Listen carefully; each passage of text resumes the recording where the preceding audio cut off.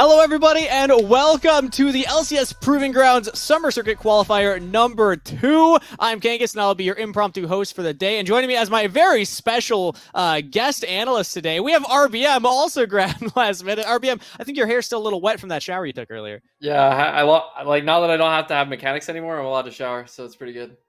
That's perfect. And I can see that you still have not made your bed behind you from when we woke you up to hop on the show. But RBM, we're going to start off the show with a little bit of fun because we actually have a news reporter on site. RMC, one of the analysts who's been on the show a lot, he actually is on site taking a look at some of the gameplay that we've seen so far in the tournament.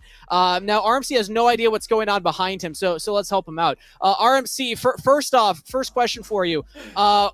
What's your initial gut reaction to seeing this unfold? Well, Kangas, great to see y'all. I've been dropped here, and really, I'm the last remaining desk person who was scheduled to be here. I'm not sure what exactly is going on, but it seems very hectic right now. Who's Clearly the undisputed GOAT of all time of amateur? That's probably going to get you right back to the starting point we're looking for here. Oh, undisputed GOAT, man. That's a bit of a rough one. You know what? I know you're pushing me in a certain direction, but you know what? I'm gonna say it's Soul. So you know, like LCS ready. all right. So I'm just this is so shocking to me. Do you think this is bannable? Do you think this is a bannable offense? What we're seeing right now? I mean, it's all contextual, right? Kangas, it kind of depends. I'd say in this situation, it looks bannable, but no, I think it's just really well played from them. Yeah, I'm gonna have to go with this guy is absolutely cracked at this game. And there's no shot he's allowed to participate in this in the future without just gapping everyone. So, RMC, why is nobody dead? How has nobody died yet from this kind of violence? Oh man, it's just the durability patch has changed so much, Kangas, and I feel like there are certain picks that have become so strong in the current meta. Speaking of what RBM's saying, I've got to say, if we're talking like all-time greats, there's one particular coach that springs to mind specifically here, who is undying with his first picks. And, I've got to say, Soraka Senna is pretty broken in general. There we go. He got it. Congratulations. Congratulations, RMC. He successfully guessed what he was reporting on behind him. It was, in fact, Wolverine's insane blue one Soraka pick that he piloted yesterday. That was just ridiculous to watch. Yeah, definitely. And thank you, RBM, for that tip, because I wasn't sure what. It was the most generic things like, oh, people were dying. I was like, what? I got you, bro. I know how to get us to the GOAT. Yeah, exactly. RBM carrying the desk as always every time he and I are on one together. But of course, we like to have fun to start off these shows. But let's start talking now about the actual PGCQ tournament itself. And to hear more about how the breakdown looks like, we got Deserix with this video. Welcome to the Summer Proving Ground Circuit Qualifier presented by Unify. 32 teams will compete in a 5-round Swiss Open qualifier to decide who will advance to the 16-team group stage. The Swiss format matches teams with the same record against each other as the rounds progress. This means in round 2, the 1-0 teams will play each other, while the 0-1 teams will do battle, and so on. The 16 teams to reach 3 wins by the end of round 5 will move on to the group stage, where they'll be seeded based on their results in the Swiss. Each group will play in a best-of-3 double elimination bracket to decide who will advance to the playoff stage. The playoffs will be single elimination best-of-3 matches up until the grand final best-of-5 series. Teams will earn points based on their overall performance. Here's how the numbers break down. The top 10 amateur teams across both of the Proving Ground Circuit qualifiers will qualify for the Proving Grounds.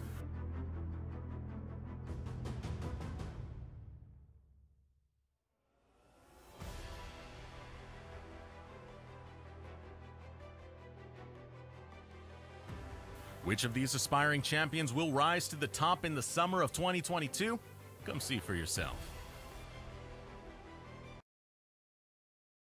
And here is the breakdown so far. The top point earners in PGCQ number 1. RMC right off the bat here. We do have to point out Jake's Kittens. I know they earned 60 points, but now they are Jake's Strays as they have disbanded. So unfortunately, one of the teams that had quite a bit of points no longer with us. Yeah, and that opens up a lot of things here, Kangas, because suddenly those contending teams, they're mostly here in the group stages as well. So they're going to be fighting for these extra spot, which just is opened up here for that top 10.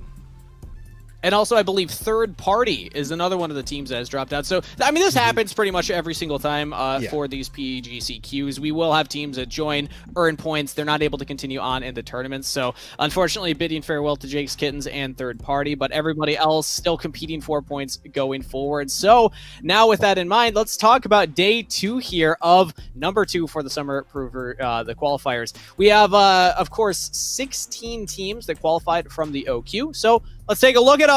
I got to give this one to you, RBM. Any surprise teams jumping out to you right away, or any ones that you're looking at here as the major threats? Definitely 100 Thieves Next is looking really good. No Org is making it back in their return. It's super, super fun.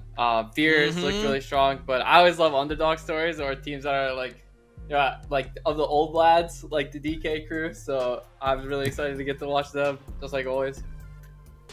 And the DK crew, I mean, they just stole everybody's hearts. I feel like every year we have like one amateur team that's just so good with their branding. RMC, are they the one, again, this split, or is there somebody that's competing with them for best branding of amateur teams? I mean, we were talking about Wolverine, right? His team as well, Team Large. They've got some interesting branding going as well. I think they might give DK crew a run for their money, if not in-game, at least in branding. Well, those are all the teams that are competing. Let's take a look at what happened already in groups A and B, because those ones played their matches yesterday, so we can see a catch-up right now. You can see at the bottom of the screen, or at the overside group A, it looks like Jake's Kittens was continuing onward. I believe they meant to put Tempest Gaming forward. I guess we're just giving Jake's Kittens the win. But we, of course, saw AoE Esports with a 2-0 over Tempest Gaming, and Team Pending, they automatically won there. So, RMC, I want to get your first thoughts on Group A. What are your thoughts on Team Pending versus AoE Esports going forward? That's going to be an interesting matchup again, because I do believe they did face off last split as well, and AoE was actually the one that stopped Pending from pushing on, if I recall correctly there.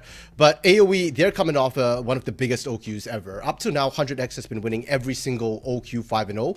This is the first time they haven't, and it was actually AoE who beat them there. So, pardon me, no, TBA was beaten by Fear, sorry. So they have not faced AoE, and AoE would love to match up against Pending here as another one of those top teams who they haven't quite faced yet. And then also, RBM, I want to get your final thoughts before we move on to the next groups, because 100 Thieves versus No Org. These are two technically orgs, even though No Org doesn't really have one, that have the legacy of winning a Proving Grounds in the past. That is a really exciting matchup. Yeah, a lot of people were ranking them like 1 and 2. I thought as well they were 1 and 2 of like the best teams, but No Org actually looks pretty bad. Yesterday, they're like coming. I mean, they're like coming back into the scene. They lost. They lost to Wolverine Soraka. I mean, oh wait, no, that was 100 Thieves. Never mind. Wait. Yeah, they lost to Taco Gaming one game because City Witty just like dropped the nuke. But you know, it's like sometimes it's like it gets a little bit of time to like get back into a new roster. You know, they lost and to bring in Griffin. But I think eventually they'll be like super good. But for now, they're like kind of shaky. But it's always nice to see those OGs coming back. Always great to see the OGs. Speaking of, let's take a look now at Group C and B. These are the teams that we'll be witnessing today throughout both streams of Proving Grounds. Group C, Cincinnati Fear versus AoE Randoms, and then AoE Ginger Turmeric versus CLG Faith. But the ones that we'll be looking at are on the right side here. So let's start with Group C here. RMC, what are your initial thoughts when you're looking at these? Are there any big upsets that you're expecting? Oh, I think Group C and D are some of the spicier groups where it's not quite clear who's going to make it out. I think for Group C especially, AoE Randoms has lived up to the name. I think they're better than a lot of people gave them credit for initially, but I don't know if they're necessarily able to take on Fear quite as much. On the other hand, AGT versus CLG Faith, now that one is super spicy, because I think on any given day, AoE Ginger Trimate could be the best team or the worst team. They are they should have been called AoE Randoms, because they're the ones who are really all over the place out of all the AoE teams. Yeah, definitely even a bad taste in the mouth of some of the players that have faced off against them. Now, Group D, this is the one that we're going to be looking at today. So, RBM, also, I just want to give myself a little high five for not messing up either of your names so far today, because they're so freaking close. There's time yet. Let's take a look at the schedule for today, the matchups. And RBM, I want to get your thoughts on the ones that we will be watching first. EGP versus DK Crew, the fan favorite, crazy, heart of amateur currently, DK versus the, improvement engine, which is Evil Geniuses. Yeah, I mean, as a fellow homeless man for a while, no orgs ever taking us and our teams back on Zeus. So I was rooting for the teams that have no support, and like, so I'm rooting for the DK crew always. But I mean, EGP's got a lot of really young, exciting players. Like they like to pick up Mia, the Yukino Cat, both of them. I've looked super good. And then Maryville versus Super Noobs. Obviously, the Noobs. Super Noobs is obviously pretty bad. They've always been pretty bad, but half of the players playing have been on Supernova. What? I played on Supernova before too, so I can say it. But all right, fair enough. Yeah, I can't say it. You can say it. But Maryville has obviously looked really strong. They did really well at Gateway Legends. They did well at CLO Finals. They've been looking really strong. They've upgraded the roster as well, and they're playing with Iconic now, and that guy's an absolute beast. So Maryville is gonna be a tough contender for the rest of the Proving Grounds. A lot of legacy to talk about for that second series, but of course we're starting off with the first series, so I want to give more in-depth thoughts on this matchup here because there's a lot to cover between Evil Genius Prodigies and DK Crew. I want to start on the EG Prodigies side. RMC, this is a team. This is an org, again, that's kind of making a reputation for themselves as coming into the scene. They try and scout really young players, very new players, fresh off the ladder or from, relatively low experience on other amateur teams. And then they try and put together rosters with the intention of promoting players forward. And they have, to their credit, done so with a couple of key players. So talk to me about this iteration of EGP. Yeah, I think you hit the nail on the head earlier when you were mentioning, that EGP is a machine that's churning out talent here, and obviously they're looking to try and get some of that success that 100 Thieves Nyx has had so far. And when we look at this roster, they've kept together the same roster in Summer 1, which has a lot of raw talent. There's Faisal, Doxa, Dawnbray, players who we've seen around the scene a little bit more here. And the two big pickups, of course, were Yukino and Mia, who were pretty much new to this competitive scene here. And in Summer 1, we got to see Yukino's pop-off carries. We got to see a little bit of Mia's massive champion pool from her experience of playing all 5 roles. And coming into Summer 2, they're not too happy that they got knocked out in quarters in Summer 1. So they're coming with a bit of a chip on their shoulder here. They want to prove even more of that. And watching them play in OQs, their ability to carry has gotten only more refined here. And what I've loved best from watching them in the OQs is that they kind of know when to step back. When one player starts to stand out a little bit here, the other players play around them. Nobody's trying to hog the glory here. They're just going for the win. Which is great development for a player. When I see this team, my first thought is Doxa in the mid lane as somebody that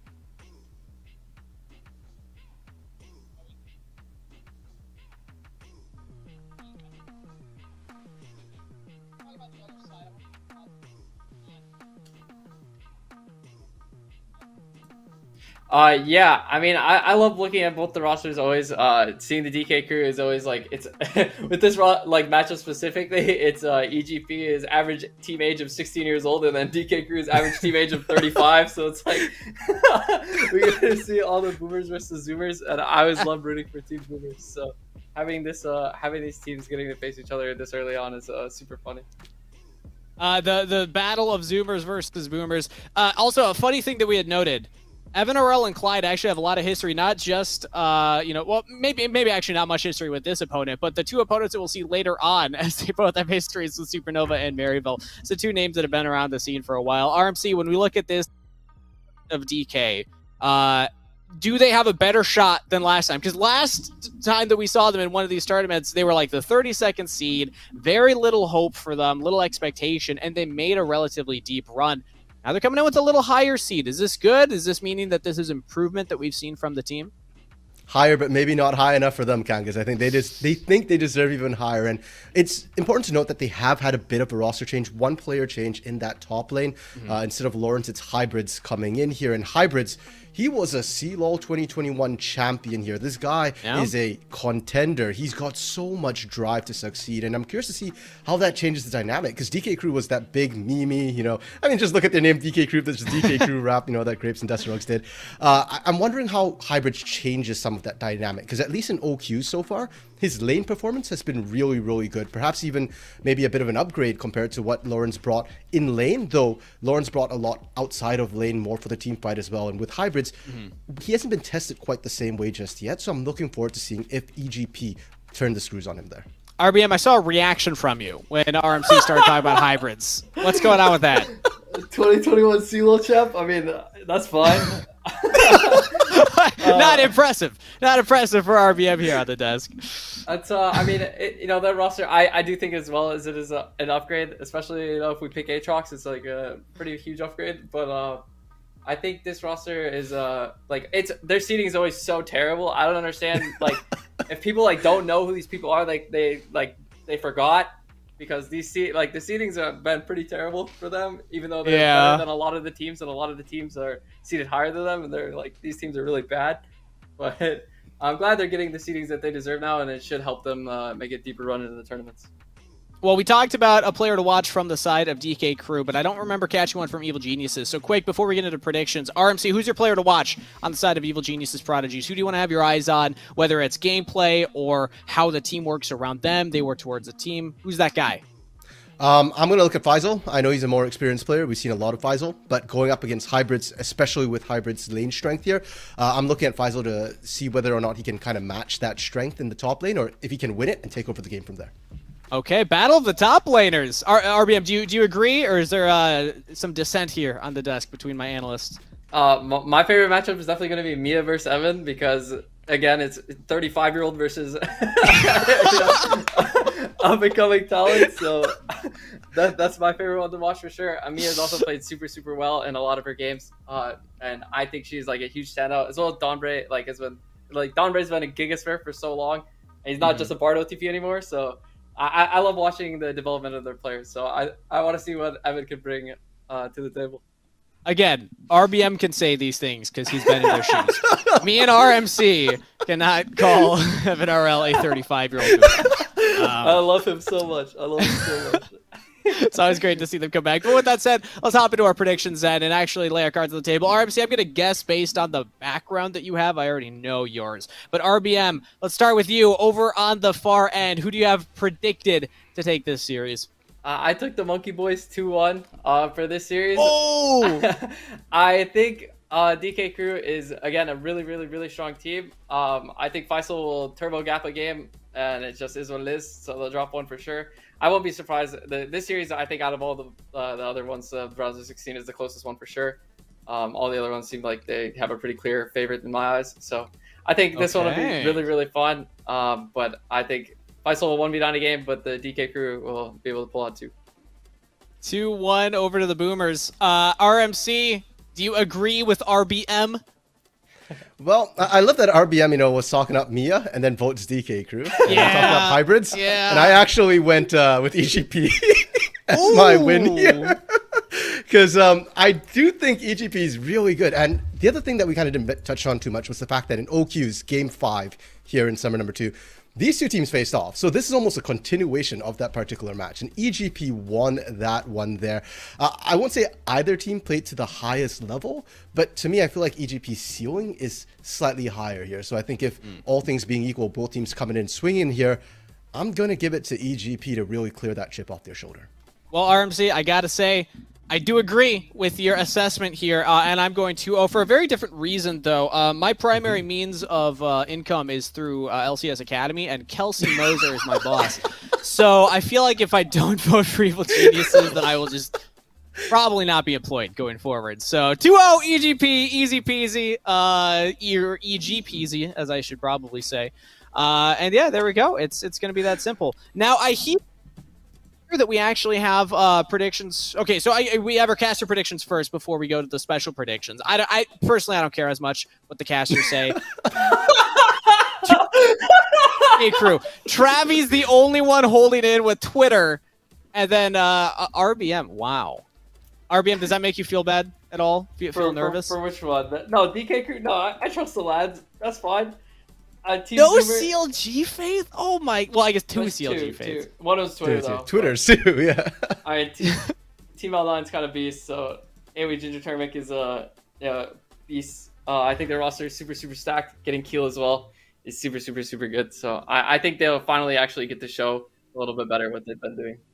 All right. Well, it's seeming like everyone's going for EGP, but there's still a chance. And I think most of the people saying DK are saying it's a close series regardless. So we're not expecting a stomp from DK's side.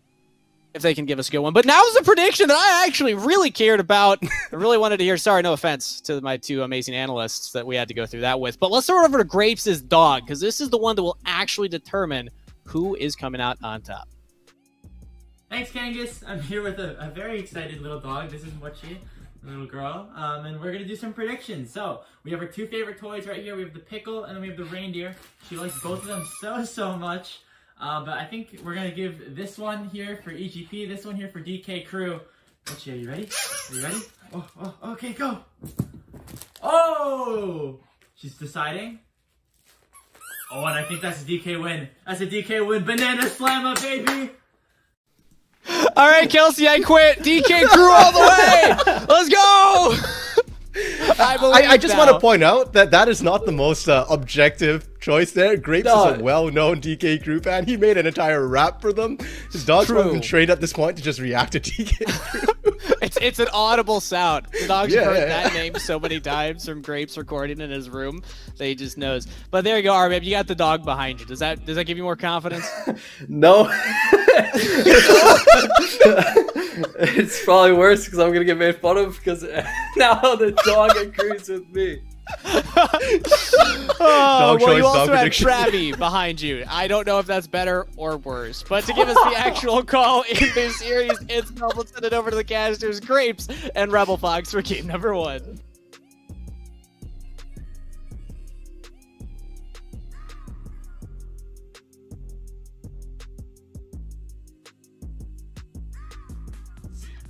Yeah, they might be talking about my bias, but we're ready to go here. Day 2 of group stage. It is Evil Geniuses Prodigies versus DK Crew. I'm Eddie's Grapes. I'm joined by Rebel Fox. Rebel, where's the getup? What's up? What's going on? Holy man, I didn't know I was gonna need to get dripped out like this. I would have brought an umbrella if you had told me, bro. Look at that blink. Look at this man. He's crazy. Yeah, we gotta go in style for the team that is so beloved by many, but of course, it's gonna be some fun games going on. I want to get this out of the way first. The dog prediction, it might look like a little bit of toy bias there. Maybe he was favoring the reindeer before I ended up throwing it out. That's not what was happening. You know, the pickle's actually normally her favorite toy, so you know, actually, it was a surprise that she was favoring the reindeer to begin with. So you know, that's out the window. We're not talking about any bias. Mochi's correct. I am wrong. I predicted EGP, I think, in the caster predictions despite everything. So I'm not biased, by the way. We're not biased here on the stream. You just admitted to being biased by giving her favorite toy to the side of EGP, trying to make your own predictions. Like, what is this? but I'm saying how it's not.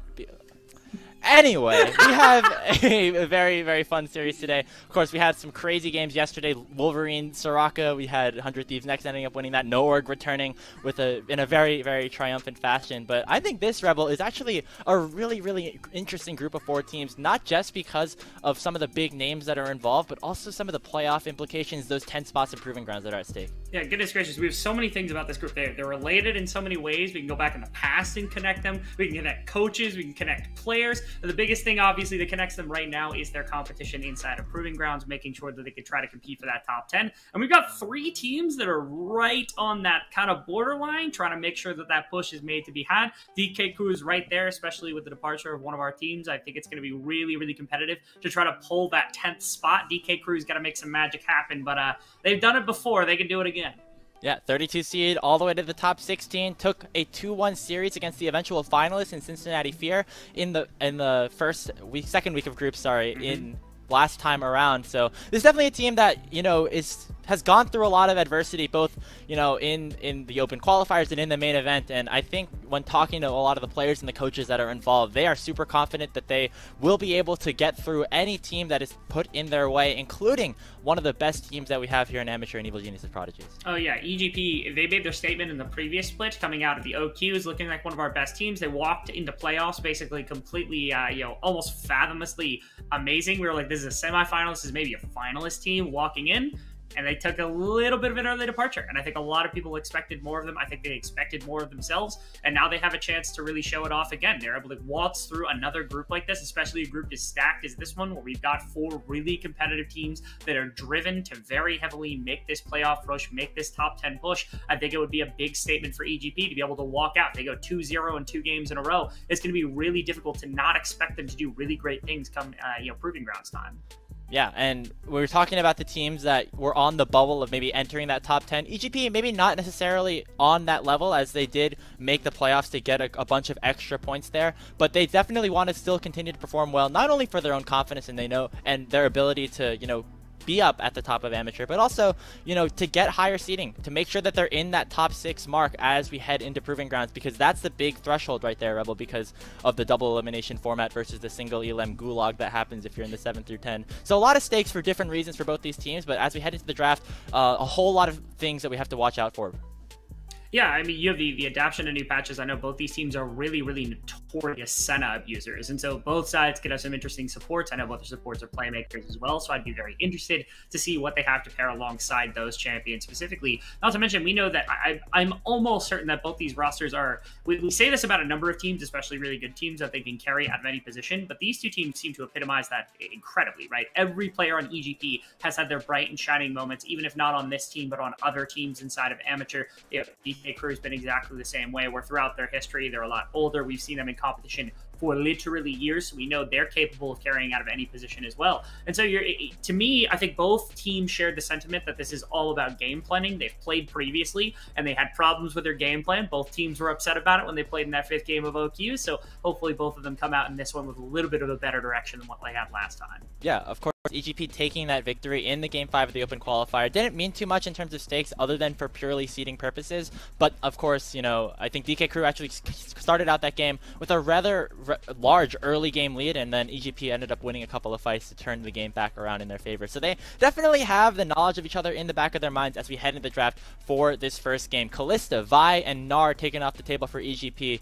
And on the other side, we see the Corki, Yuumi, and potentially that Belveth headed towards Ukino. Yeah, just making sure to get rid of a very talented champion, or a very strong champion for a very talented young jungler here on the side of EGP, who we'll talk about so much. Again, not only having all this skill, all this ability that we've seen over the last 2 tournaments here for EGP, but also being as young as they are. It's just been incredible to watch Ukino dominate competition over and over again. Against Shorter Ace, obviously somebody who's been around the block. We talked about that for the whole team, but the fact that they're willing to pay that kind of respect, making sure they say, okay, we don't have a response, we're not giving it to somebody this good, we're just going to take it off the board the way that most teams do here on red side.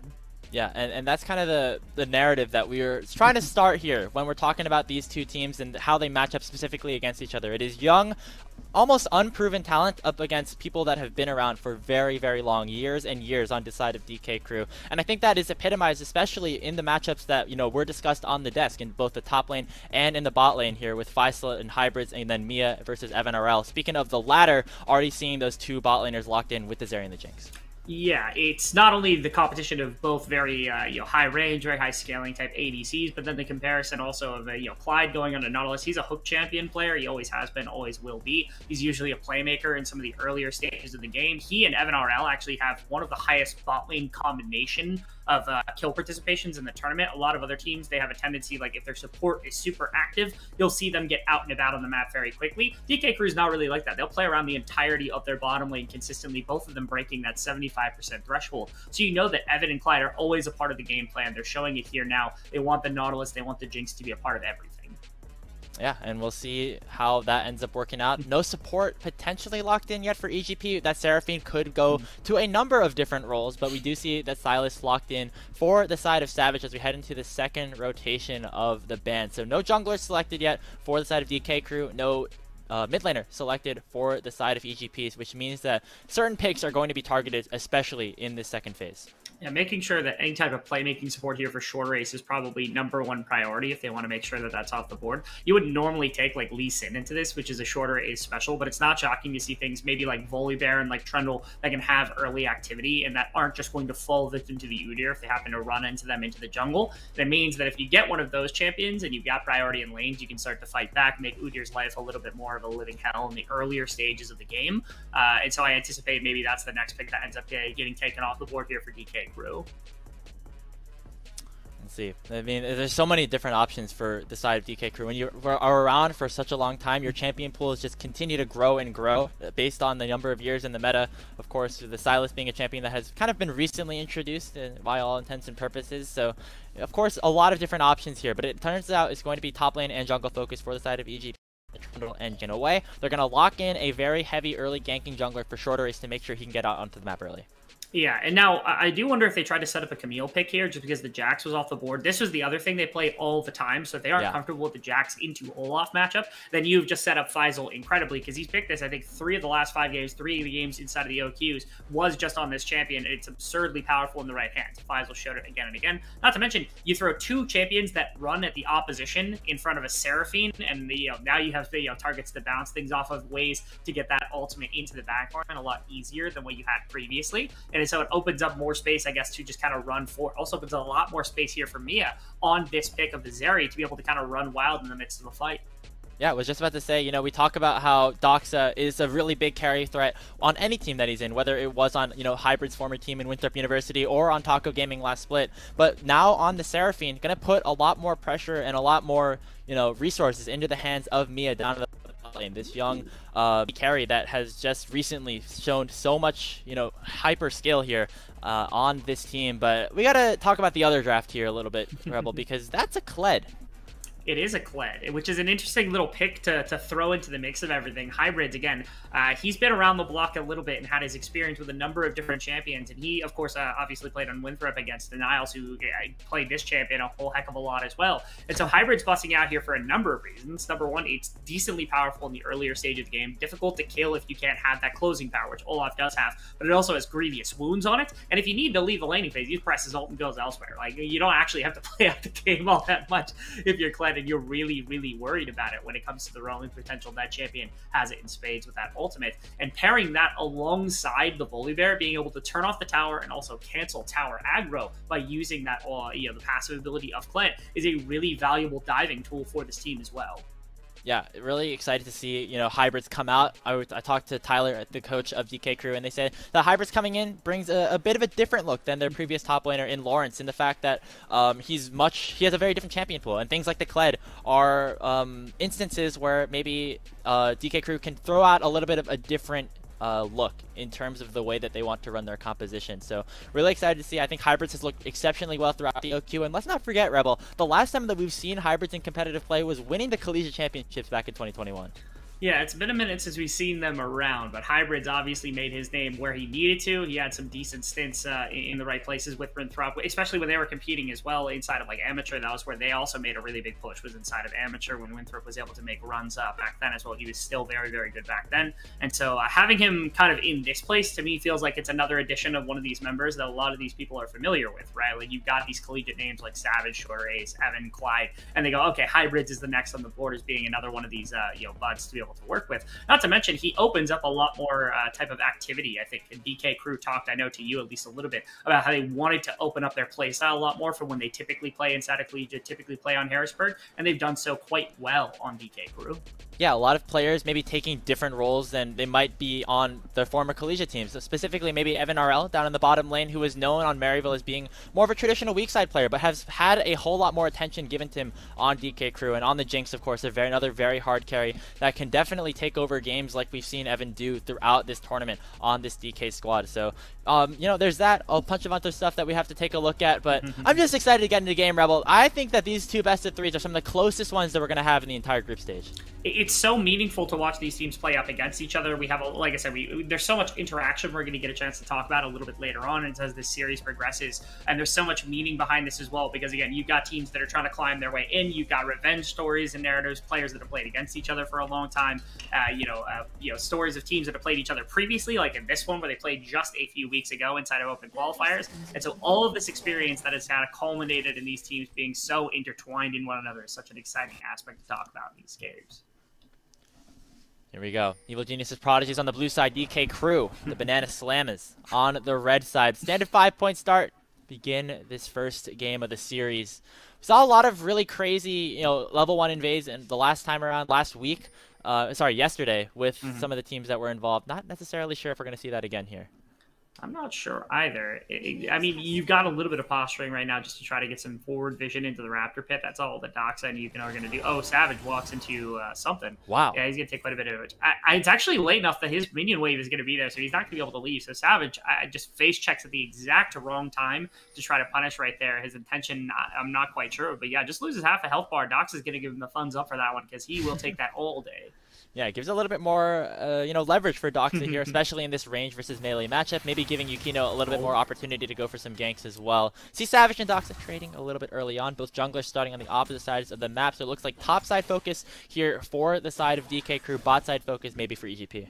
In grand scheme of things, I think that's how DK Crew usually plays. That's like their standard mode of play is just to leave Evan. That's kind of how he played when he was, in collegiate for a very, very long time. When he's played an amateur, that's how he's been. He can glide a bit around the block, and they're a good enough combination that they aren't usually just going to bleed completely out in the bottom lane, especially when they've got the Jinx and they've got the Nautilus. Not a super dangerous duo to be out and about with. And you're trying to get this Kled plate going, right? You're trying to get hybrids on a front foot. You're trying to make sure Faisal can't get going, and it allows you to start to attack the rest of the map. So I like this from DK, and on the opposite side, obviously, if you can get Mia going, Mia is an absurdly good carry. We saw that in the last Open Qualifier. We saw that in a number of different places.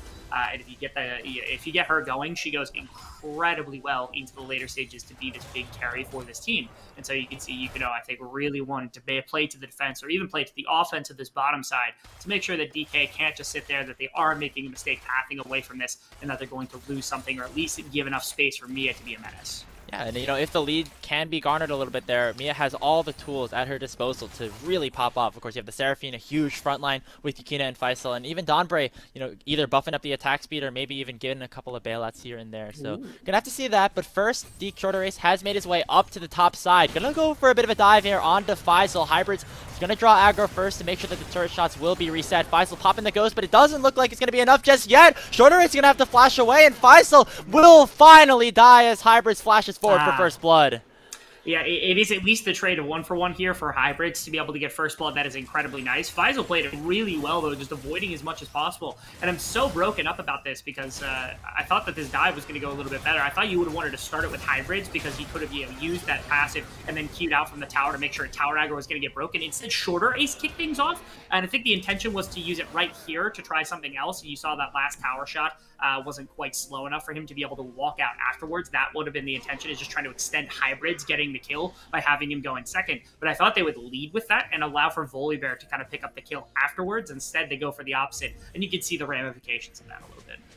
Yeah, really, really nicely played there by the side of Faisal. We know how comfortable he is on the Olaf. Really strong champion, both in the 1v1 and also as we can get later on into the team fights. Don't know exactly what's happening here with this replay, but looks like we're going to jump back to live right about now.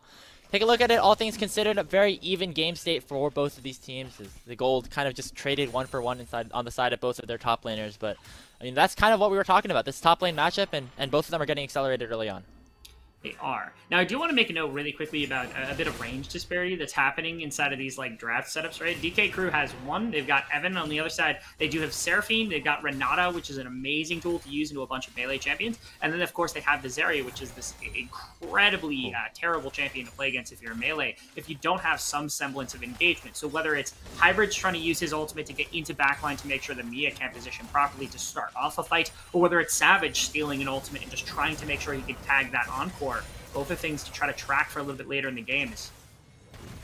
Evan and Donbray taking a decent amount of damage. Shorter Race arriving down to the bot lane. Doesn't have that flash, so Mia is going to burn hers. But looks like Donbray still will get caught out, and that is a nice kill headed into the hands of Evan RL. So the Jinx getting accelerated to start this one off. Yeah, good start here from DK. They find ganks on both sides of the map. Obviously, Yukino's been able to farm really effectively at this point as a result of this. But Shorter Ace has been active on this Volibear, which is the expectation when they're leaving up. When you're taking the Udyr and you're banning away some of these champions, and you didn't end up banning out the Volibear, you at least give the opportunity for Shorter Ace to try to make something happen at the beginning of the game. And that's been the course of action so far to be able to make sure things happen. Like you said, I think Evan getting that kill as well. It's the one ranged person you've got on this team to really try to help put out damage from a distance. It's still going to be difficult to contest the position of this Zeri and of this Seraphine, but at least the one person who has a chance to do it has some gold in his pocket. Okay. Cheeky little steal right there. It doesn't look like it's going to amount to too much, but it kind of goes back to what we were saying with, Yukino getting a lot of farm. Hybrids getting the reset up in the top lane and going to dash forward to pick up the solo kill. Faisal will fall in the Kled 1v1 matchup. Miles has got to be so mad about that one. His health bar was basically 0, and then he gets remounted onto Kled and was actually able to make it happen in the one-on-one, which buys the kill here for the top laner as the Dragon gets taken away and another fight kicks off. Yeah, the question is, can EGP get out? Evan RL is going to flash forward to try to kill off Donbray. Will be secured. Evan's going to have enough movement speed to run away. Savage steals away the hostile takeover, but is not able to land a damn thing. Clyde, though, is going to right the wrongs, giving another kill into Evan. It's 5-1 DK. They're slamming some bananas right now here on the side of the DK crew as they're just fighting across the map, right? You get 2 kills, you got your Kled off to an early foot, and on the bottom side, they don't play for the Dragon, they play for the fight. The first Dragon means basically nothing except for stacks to go into your pocket for later. And DK crew, they're playing to the fact that they can get this early gold advantage and then fight around some of these mid-game objectives. 3rd Dragon, 2nd Rift Herald, things like that are really going to spike them ahead in terms of gold, especially if they're the ones leading the fight, and be able to recoup a lot of the losses that they're getting on objectives right now. And they're capable of doing this, and especially with a very low range composition, getting a gold advantage like this, it means your skirmishing is just so ridiculously powerful if you're playing in some of these low terrain areas. Yeah, the flanks working really well for DK so far. The collapses and giving them that 1,500 gold lead, specifically 2 kills on both hybrids and Evan RL, so who are going to be the main frontline and backline damage for this team as we get later on into it. Very, very exciting stuff right now. DK off to an early lead. Reminder, this is very similar to what we saw in the Open Qualifier game that happened just a couple of weeks ago, and EGP did end up taking that one, so still anybody's game at this point. Yeah, I do wonder, I know DK said that they weren't super happy with what happened in the prep of that game. I don't know that this game is also another one of those that they'd be super happy about. Is bottom lane, there's some action. Yeah, heavy trading already. Donbray has the Ignite on top of him. Let's see if Clyde wants to continue aggression, but Mia has unlocked the ulti and is going to go forward to try and lock down Evan RL. That's the level 6 advantage that is going to potentially get EG a couple of kills. Clyde has to flash away, and it is just in time as EG barely missed out on some gold. Excruciatingly well played by Clyde. I want to give Mia a bunch of props because she hit level 6 and was immediately right on that R button, ready to go, ready and raring to try to fight this bottom lane fight. And was basically one auto attack short from getting a kill against Evan or Clyde, but Clyde body blocking all of the damage coming out from Mia right there was incredible, and then flashing out at the last possible second to avoid any kills going over. Yes, they get the bottom push, yes, they get the turret, which is all ramifications of that ult going down. Still a lot that you get back, but it does open up top side, because now you know there's no pressure basically to be had elsewhere. They can't use their bottom lane anywhere. They got first back, and DK crew didn't go down. Again, it's Evan and Clyde bending and not breaking for the most part, making sure they're going to be in a good place and to be able to continue to scale up in a game like this. Yeah, it would have been the point maybe where EG could have potentially gotten that bot lane back in their favor a little bit after a couple of kills that have gone into Evan RL, especially with the ultimate advantage that Mia attempted to push. But now it is still, Evan down a couple of CS maybe, but still having the item advantage. It is, Noon Quiver Pickaxe suggests that Vamp Scepter and the Berserker Greaves. So in terms of getting the early push and maybe more setup around this Cloud Dragon that's going to spawn in about 2 minutes, DK is still in a really good position.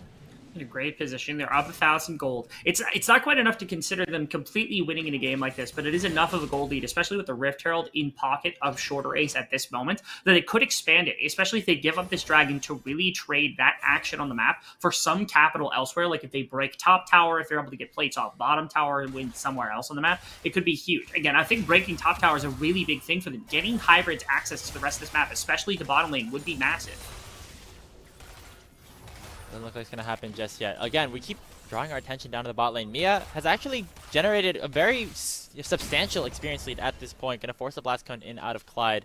You see Shorter Ace and Savage maybe hovering around this bottom lane to make sure that Evan and Clyde have maybe a little bit extra breathing room. But right now it is still this young EG bot lane that is really performing well despite some of the circumstances that were happening in the early game. Okay.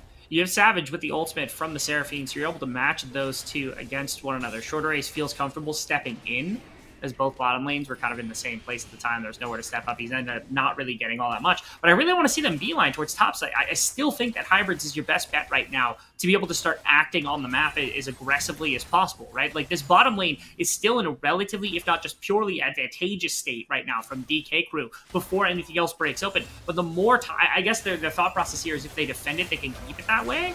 Bottom lane, looks like bot lane, yeah. Once again, both junglers not going top lane, but instead down bottom. Yukino gonna get shown out here by Shorter Aces. Mia and Donbray are just gonna have to back away. The wave will crash underneath the EGP turret. If that dragon spawning in about 15 seconds gives them priority around the pit. Again, I wonder if they didn't think they would get anything more than just the 2 plates, which is why they don't get anything, is Yukino is around alongside gonna Dombre. go in. Shorter Race has to use the ulti a bit defensively. Okay. Nice hook coming out from Clyde to try and lock down Dombre. The hostile takeover is absolutely massive. Mia picking up her first kill of the game as EGP get back on the board. It's a 5v4. Savage couldn't quite get there fast enough, and it looked like that was the play from DK Crew, as they wanted to move into that trad brush and just make this massive action happen, because they win a team fight right there. They almost certainly get control enough of the Dragon Pit to get that, or at least get the gold to make everything worth it. And again, it's Shorter Race on the defensive bottom side. He feels as though the bottom lane is a good place right now. Top lane's in a good place right now. And he says, if we can just cover for bottom side and we can get this Jigs further ahead, this team, like this way we fight in this mid game is actually still going to be really oppressive, and it's going to be difficult for EGP to work. But again, then you have situations like this where you end up bleeding a kill back over to Mia. You give up the dragon because you're just a little too far up, when you could have just taken either a trade on the other side of the map or just stayed at the defense of that bottom tower, not tried to fight. Yeah, so it's now a 2-0 Dragon lead for EGP. They have narrowed the gold gap just a little bit. DK remaining slightly ahead. A lot of that advantage likely now towards that top side, where Hybrids is basically getting a very easy opportunity to farm safely here in this top side. But as I say that, in comes Yukino. There's a charge out to make sure that he remains safe and retains that lead that he's gathered for himself.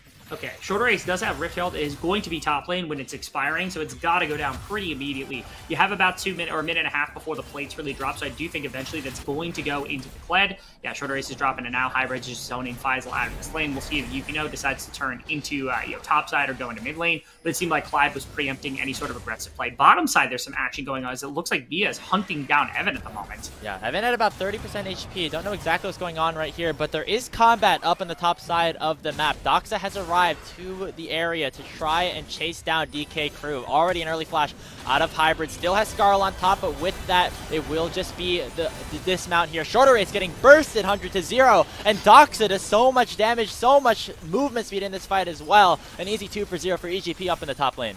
Yeah, right there, it seemed like Hybrids and Shorter Race, they understood what happened. Actually, bottom lane, we're going to get more action here. Okay, never mind. Clyde's ultimate's not going to really accomplish all that much. It's going to knock me up in the air, and that's all that's going to happen.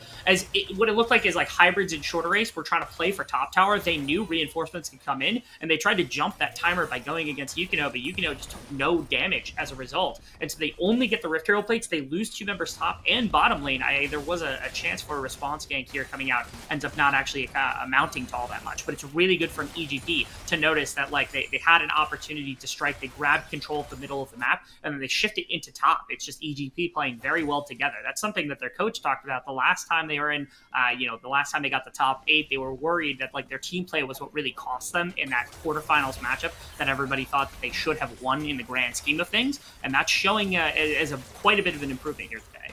Yeah, you can see how impressive the macro play has been here for EGP. Looks like DK want to try to respond here with Shorter Race and Savage going for a bit of a 4-man play in the bot side. But again, EG just here to respond. And for a team that is so, young and inexperienced, looking very, very good. Yukino's 2 levels up, going to force the ulti out of Shorter Race, and already just continuing to pressure all over. I want to go back to this narrative a little bit here, Rebel, because we talked, when you look at some of the questionnaire answers that the members of DK Crew did, I think specifically Clyde said the reason he is in Proving Grounds is to beat the Zoomers. So they feel really confident that the experience that they've had has maybe given them a slight advantage. But right now, EGP really showing a lot of really impressive play against a lot of these experienced guys. Yeah, it's really funny because EGP, the closest thing to a boomer that they've got is Doxa, and if Doxa's your idea of a boomer, then you're just missing the whole point of what the team is going to be. Like if Doxa's the most experienced, Dombre is the most experienced, like it's kind of crazy just how talented this team really is and how much development there still is in terms of like growth to be had when it comes to a team like this. This situation also, they grab up the second Rift Herald. Again, one of those things that DK Group could have expanded a gold lead with. Oh, in comes Savage. Depth charge gonna land in onto Mia. The hostile takeover will not land in onto the Zeri, so she is still continuing to free fire here. There comes the ultimate back. Dombre says, I can do it better. Picked up the first kill onto Clyde. Now Savage into the backline trying to take down Mia, but that is just too difficult for this DK mid laner. A double kill for the Zeri. Mia popping off Alpha the dive. That was just a flat-out 2v3. They didn't even have any extra support. It was DK Crew going underneath the tower, thinking they could go for it. Now Hybrids on the other side of the map. They just burnt multiple members on DK Crew, going to bottom lane, lost it, and now they're getting dove as a response on the other side of the map. Kled might be fast, but it looks like Udyr might be just a little bit faster. They already take down that top lane tier 1 with the Rift Herald proc. Gonna get another chunk of damage here onto the inner. So, looking really good for Evil Genius's Prodigies. All of a sudden, Rebel, gold's up to 3,500 in their favor. Yeah, huge on both sides of the map. And again, it's the individual play right there from Mia and Donbray that really just, it's so exciting, right? They take on a 2v3. They're willing to make that happen. The ultimate's available for this Zeri champion. And she, like I said, how are they going to get on top of the champion, right? Like, Savage didn't have the ultimate to be able to work with. They didn't have I think it was a flash ultimate from Clyde was the closest thing to an attempt that they had right there. But as soon as they weren't able to follow up on it instantly, the fight was basically over because Mia can kite them forever. So again, individual talent showing up in spades right here. Because you're going to watch it again. This was the ultimate. No one touched her the entire time. And it was the Renata ultimate stolen from Savage. That was the attempted engage, got basically nothing. And then that from Donbray was also a thing of beauty right there. Pushed multiple members out. Evan RL also not being able to step back up. I don't think that made a difference because he was going to have to run one way or another. But it's just big across the map. EG, they lost a couple of things early on in the game. They took the counterpart on the other side of the map. But ultimately, they've begun to win just by bleeding through a lot of these individual advantages. And we talked about what would happen, Rebel, if Mia was able to get ahead. She has so much opportunity, whether with the double enchanters or the huge front line, to just really space DK Crew with all the mechanics that she possesses in her hands, and with the shorter range composition that DK has in their on their side. It's going to be difficult to even kill this Zeri now with the shield bow, potentially going for that Mountain Soul as well. Very, very durable champion, very, very durable team composition. Yeah, this was the game plan here from DK Crew was to be ahead early, was to continue this gold advantage, and was to be this scrappy team with this Kled and this Sylas, and to just never give over river priority, because if you step into the river, there's not enough space for you to move. And if you do, then like Mia's going to get pushed out, Dokes is going to get pushed out, and problems are going to be had. Just never came to fruition because DK Crew couldn't keep that lead up. They weren't able to get use the Rift Herald effectively to pull for first tower. Really haven't been able to get hybrids out of top lane to start making an interaction anywhere else. And despite the fact that they had a decent advantage, they had a good start to the game from Evan RL and Clyde. Eventually, it just toppled. Eventually, Mia became enough of a problem. Mia and Donbray just took over the lane on an individual basis, and that was enough now for DK Crew to kind of fall by the wayside. They basically have so few avenues back into a game like this. They're down 2,000 gold, but they're also down 3 dragons to a team. That's more than willing to take them in team fights.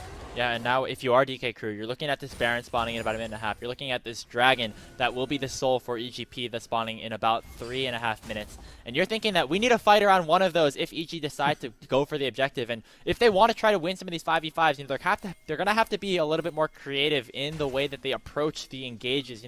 Talking to Tyler, we're talking about the calculated mindset that Harrisburg has versus DK, and they said they're willing to, literal quote, go a little bit more bananas this time around. So we'll see if they can do it like right here with Shorter Race jumping over the wall. And here comes the charge in. Doxa is chunked really low. The hostile takeover doing a nice job to keep them at bay for just a little bit longer. And there's the encore. The turnaround for EGP is here, and Yukina and Mia are going to chase down the rest of the monkey team. Evan RL going to just chunk past to force the flash. There comes the depth charge to just try and buy a little bit more space, but Yukino is still going heavy. In comes Mia all the way over the wall in a 1v3. Going to try to get some sort of kill. She's still alive, still refusing to die. Here comes the bailout. They're going to get the kill on the Clyde, and Mia is unstoppable on the Zeri. Savage now trapped under the outer turret, and I don't know if he's going to be alive for much longer. In comes the dive. Faisal has a whole lot of HP, a whole lot of chase down potential to work with. Finally, will escape under his tier 2, but what a fight from EGP. The longer it goes, the harder this gets on the response from DK Crew, because again, there's no one here to defend, I guess, inner tower, but they're just going to wait. They're going to wait their time. They've got 2 minutes until Dragon, and EGP is going to take every little bit of interest that they got out of that one, because it was so easy right there. DK Crew, they try to force their willpower. They say, okay, Shorter is going to dive into the tower, Hybrid's going to deliver our members into their team, and that's going to be that. And their 2 frontliners get there. There is no damage from Savage, no damage from Evan. Clyde is a little bit late to the action as well, and so there's no backup to that fight, and that's the problem. Their range is so low that when you do end up deathballing in, all 5 members have to be ready to jump at one exact time, and it didn't happen from EGP. Then you get the reinforce from Mia, and the fight is basically over at that point. Now they have this definitive gold advantage. They've got mid lane priority. They've got river control. They've got next Dragon to bank on. EGP's in a wonderful position. They might look for a little bit more. Shorter Race and Evan, not in the best spot. There comes the handshake to cancel out the blast gun. And here comes Yukino and Faisal. Shorter Race, yeah, maybe not in the best spot. He said his favorite animal is a monkey, but this time might be the tiger to take him down. And now Evan RL also running a bit the wrong way here.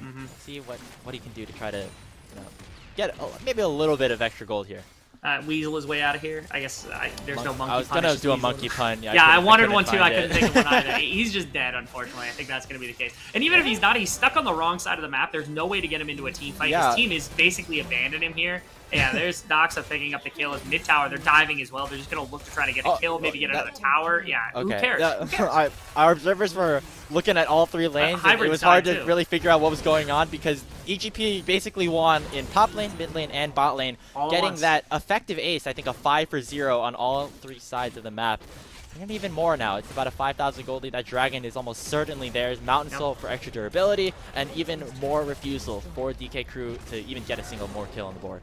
Yeah, it's easy enough to actually accomplish this. They get the mid tower off the dive mid lane, bottom lane, they lost multiple members. Shorter Ace the only one on the map here for a couple of seconds. And now you've got, like, top lane was also set to push, so Baron buff could be something that they could look at here after this dragon comes through. They do have a couple of seconds. Maybe if Shorter Ace just, like, throws his body at it, he could try to pull the kill, but I don't think that's that. I think we're coming up short here for DK Crew's answers, unfortunately, inside of a game like this. EGP. Oh, actually. Can he go in? This 50-50 will be there, but it is going to be secured by Yukino. Looks like Short Ace smited just a tad too early, but now in a 4v5, DK still trying to go for a desperate play. The hostile takeover is going to be stolen away. Mia is chunked about 50% HP. Here comes Hybrids diving into the backline, and they were going to try to bait out the W, but it's not enough. Mia is still alive on the backside at about 1 HP. Double killing for Faisal on the other side of the fight. Clyde has to run away 4 for 0, and it might be 5 as Yukino will chase him down. And you can see, this was the intention of the game plan, I think, from the beginning of the game from the DK Crew, but they didn't make it happen because, again, Hybrids never interacted with the rest of the map.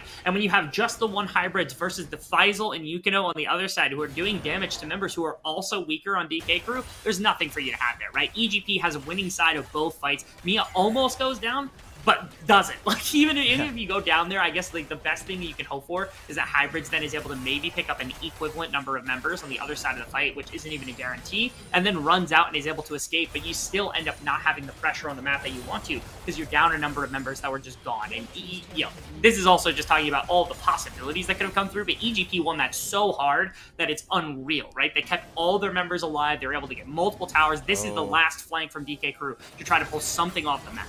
Can the monkeying around work? Savage stealing away the Zeri ulti, but he's going to get stunned up rather quickly. Now with a little bit of extra movement speed, they're going to try to lock down Mia, kill the main carry of EGP, but she survived, and it's not even close. Yukino still alive on the front side. Shorter Ace falls along with the rest of his team. 3 straight kills, and Seraphine here to buff everybody all the way back up to full, as Hybrids will get dismounted and likely will fall, and Clyde is the next target as well. It's going to be another 5 for 0. Maybe you don't even need the Baron, as EGP going to surely take this game number 1. Yeah, there's nothing that stops them from just running at them, so at any point if EGP had a significant enough advantage, again, they have this other Deathball composition where you have Olaf runs at them, Udyr runs at them, and that's good to set up Seraphine, and then Mia is just so fast, it's unrealistic. At some point, Dawnbray just gets left in the dust and just has to stand there like, okay, guys, like, I don't know what to do. I'm just going to run with you. They're going to leave the base. They might have been able to close it here. They might not have been. Instead, they're going to back. They're going to go Baron, and then they're going to win this game. Like, they don't have to do this in some crazy maniacal way. They can take the very simple win. The early game went decently for DK Crew, but outside of that, slowly over the game, it was just progress after progress from EGP that was unrespondable. That was immaculate from this game of, or this team, I guess, of how you would call it, Zoomers inside of League of Legends. And that's kind of the fundamentals that EGP surely looking to work on as they head towards the end of this tournament, and also head towards proving grounds that they're almost guaranteed to enter as long as they continue around the level of expectations for the rest of this tournament. You know, making sure that they're able to match up against academy teams, which is something that a level of play that a lot of these players are definitely looking to reach in the next year or so. Looks like they're on a very good trajectory to do just that. Baron's going to go into their hands 25 minutes into this game. Going to be about a 12k gold lead for them with only a couple of Nexus turrets left to defend. Yeah, we're just crossing T's and dotting I's, I think, at this point. That was a miraculous attempt at a Jinx ultimate. They kept it. They kind of had vision on it. It was a good attempt from Evan RL, but that's all you could say about it. And at this point, they could just put 5 members, I think, in one lane and go for it. They're going to run up mid lane, potentially. It looks like there's a back from Renata to come through, which is a little interesting. I would hope that they would have kept the Renata there, but it's going to go out with Olaf as Faisal does on the bottom side. They can maybe wait for Elder Dragon. I feel like they don't need Elder Dragon to win this game unless they want to do it with some style points. I guess that's the only other option for them. They don't feel like they can actually close things out, as Hybrid is actually going to catch out Dawnbray. Or Downbray's going to catch out Hybrids. Now, who's going to get caught out with who? That's the question here. Doesn't look like there's much to contest. Mia somehow is on the other side of the map just because she can.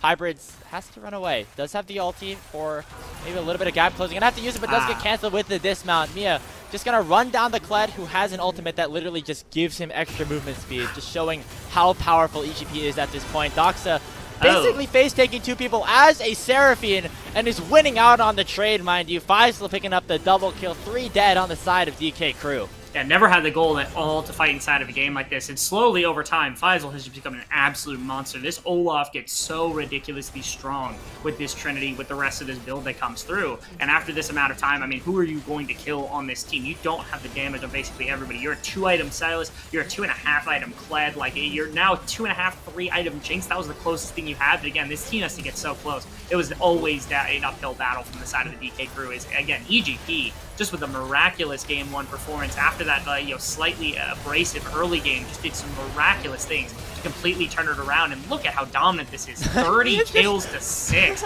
Just playing with their food.